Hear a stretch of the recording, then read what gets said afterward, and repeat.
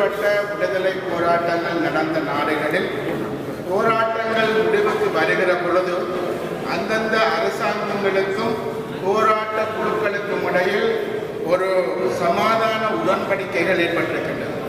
அது நீங்கள் தென்னாப்பிரிக்காவாக இருக்கலாம், அல்லது பாலஸ்தீனமாக இருக்கலாம், அல்லது அயர்லாந்தாக இருக்கலாம், அல்லது வேறு பல நாடுகளாக இருக்கலாம். அங்கு சமாதான உடன்படிக்கைகள் ஏற்பட்டிருக்கின்றன. அந்த சமாதான உடன்படிக்கைகளினுடைய அடிப்படையில் தான் அங்கு புதிய புதிய அரசியல் சாசனங்கள் தயாரிக்கப்பட்டிருக்கின்றன. இலங்கையில் யுத்தம் முடிவுக்கு கொண்டு வரப்பட்டதே தவிர இலங்கையில் தமிழ் மக்களுக்கும் இலங்கை அரசாங்கத்திற்கும் இடையில் எந்த விதமான ஒரு சமாதான உடன்படிக்கையும் ஏற்படுத்தப்படவில்லை. மாறாக யுத்தத்துக்கு பிற்பாடும் கூட, யுத்தம் முடிவடைந்த பிற்பாடும் கூட கைதிகள் காணாமல் போனது அதிகரித்ததே தவிர எந்த விதமான தீர்மானகரமான அரசியல் தீர்வுகள் எதுவும் எட்டப்படவில்லை. ஆகவே அவ்வாறான ஒரு சூழ்நிலையில் தான் இன்றும் கூட இலங்கை அரசாங்கம் என்ன சொல்கிறது என்றால், உலக நாடுகளை ஆசுவாசப்படுத்துவதற்காக, உலக நாடுகளுடைய அழுத்தங்களிலிருந்து தப்புவதற்காக நாங்கள் ஒரு புதிய அரசியல் சாசனம் கொண்டு வருவதாக கூறுகிறார்கள். ஆனால் அந்த புதிய அரசியல் சாசனம் எவ்வாறு இருக்க போகிறது என்பது தொடர்பாக அவர்களால் இதுவரை எந்த விதமான முன் வரவுகளும் வைக்கப்படவில்லை. மாறாக அவர்கள் என்ன சொல்கிறார்கள் என்று சொன்னால், ஜனாதிபதி முறை மாற்றப்பட்டு கடந்த காலத்தில் உள்ளது போன்ற ஒரு பாராளுமன்ற முறை உருவாக்கப்பட வேண்டும் என்பதும், இரண்டாவதாக இந்த விகிதாசார தேர்தல் என்பது மாற்றப்பட்டு வேறு முறையிலான ஒரு தேர்தல் முறை கொண்டு வருவதும் தான் அவர்கள் முக்கியமாக சொல்வது.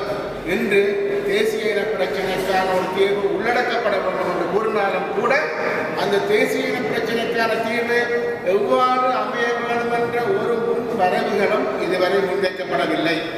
அந்த சந்தர்ப்பத்தில் தான் தமிழ் மக்கள் பேரவையானது ஒரு நீண்ட நெடிய போராட்டத்துக்கு பின்னர், உங்கள் எல்லோருக்கும் தெரியும், தமிழ் மக்கள் தங்களுக்கு வேறு மாற்று வழியில்லை என்று கூறி தனித்தமிழீழத்திற்காக ஒரு பாரிய போராட்டத்தை நடத்தியவர்கள். அந்த தனித்தமிழீழ கோரிக்கை யாரால் முன்வைக்கப்பட்டது என்றால், தந்தை செல்வாவால் 1976ஆம் ஆண்டு அட்டுக்கோட்டை தீர்மானமாக அது முன்வைக்கப்பட்டது.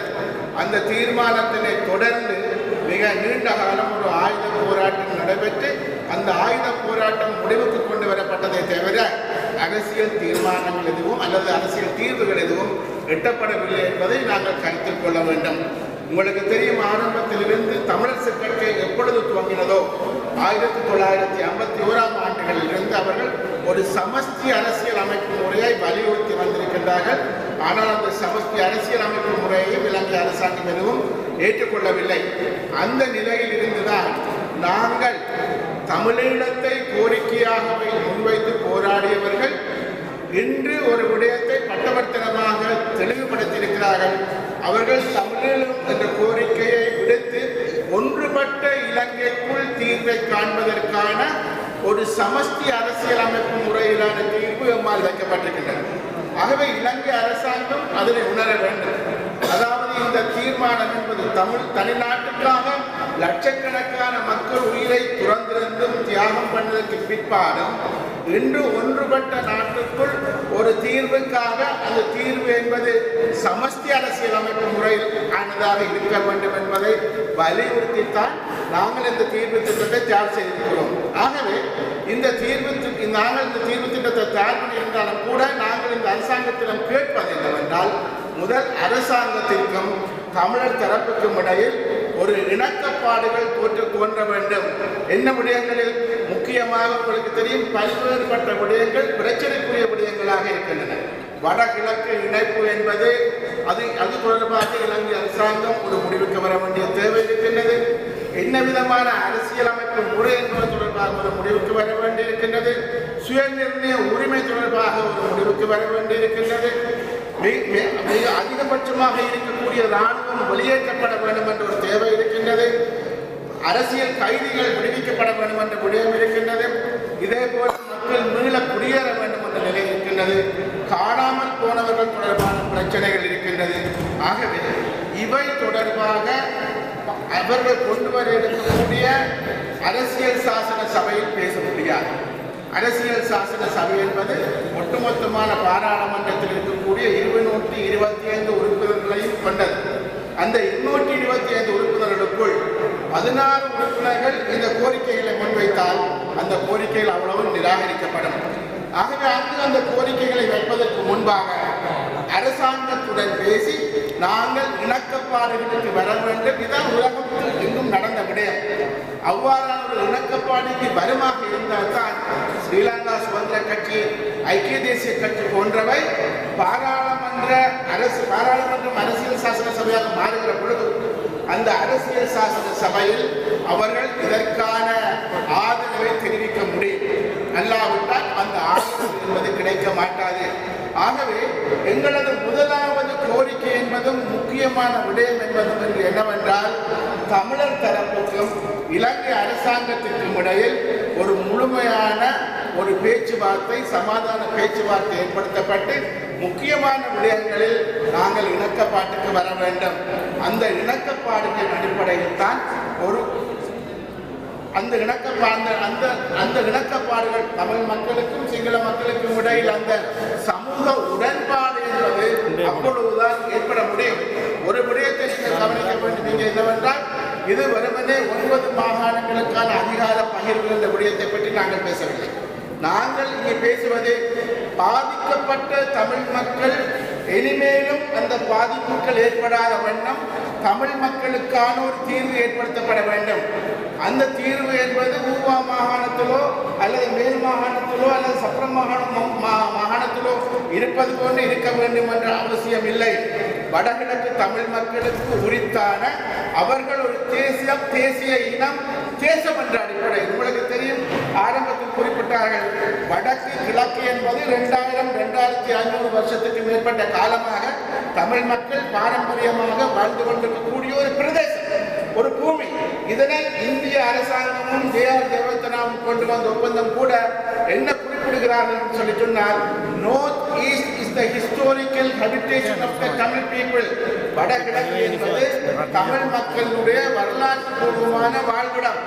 ஆகவே அந்த வாழ்விடத்தை சொந்தமாக கொண்ட, ஒரு மொழியை சொந்தமாக கொண்ட, ஒரு பொருளாதாரத்தை சொந்தமாக கொண்ட நாங்கள் அதற்கு அந்த பிரதேசத்தில் சமத்துவமாக வாழக்கூடிய வகையிலான ஒரு அரசியல் சாசன மாற்றம் வேண்டும் என்றுதான் நாங்கள் கேட்கின்றோம்.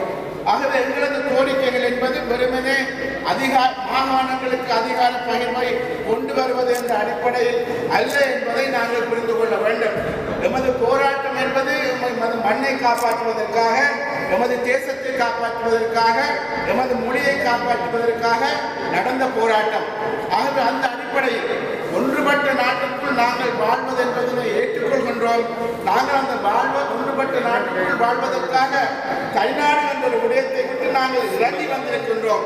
அந்த வகையில் இலங்கை அரசாங்கம் ஒற்றையாட்சி என்று சொன்ன ஒரு வாதத்திற்குள் நிற்காமல் இந்த நாடு ஒற்றுமைப்பட்ட நாடாக இருக்க வேண்டுமாக இருந்தால் ஒரு சமஷ்டி அரசியலமைப்பு முறையிலான தீர்வு தேவை என்ற அடிப்படையில் நாங்கள் இப்பொழுது முன்வைத்திருக்கக்கூடிய கோரிக்கையை ஏற்றுக்கொண்டு ஒரு சமாதான பேச்சுவார்த்தைக்கு முதலாவது கட்டமாக வர வேண்டும்.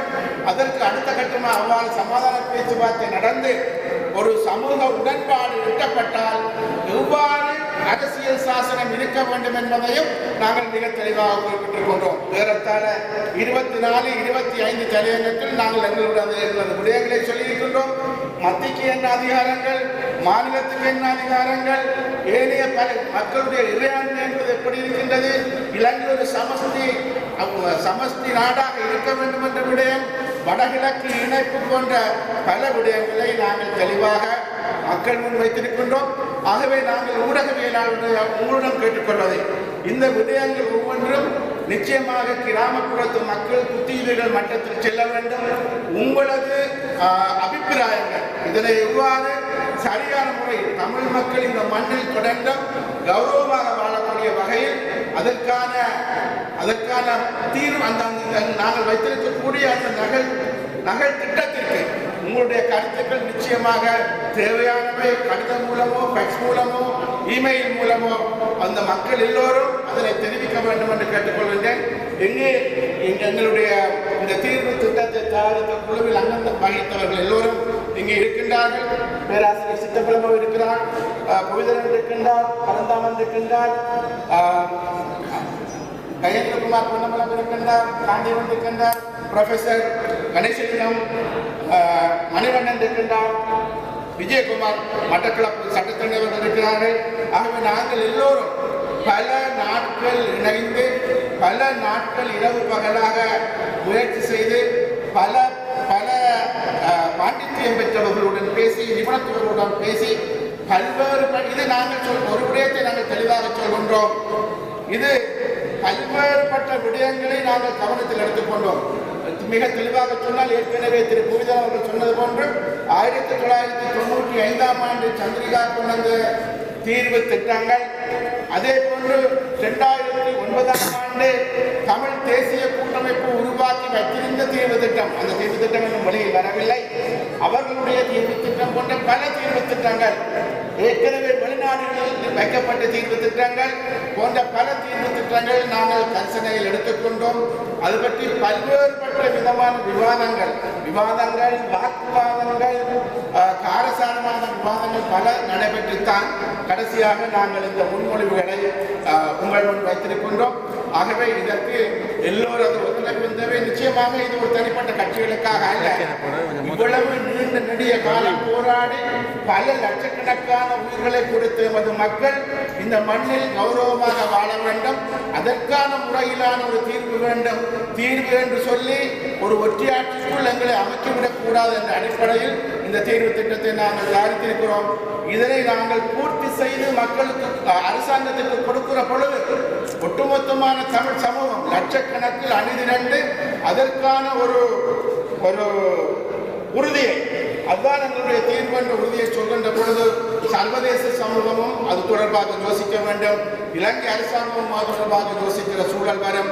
அதற்காக நாங்கள் முழு மக்களும் இந்த தீர்வுக்காக அணிதிரள வேண்டும் என்று இந்த சந்தர்ப்பத்தில் கேட்டுக்கொள்ள விரும்புகின்றேன்.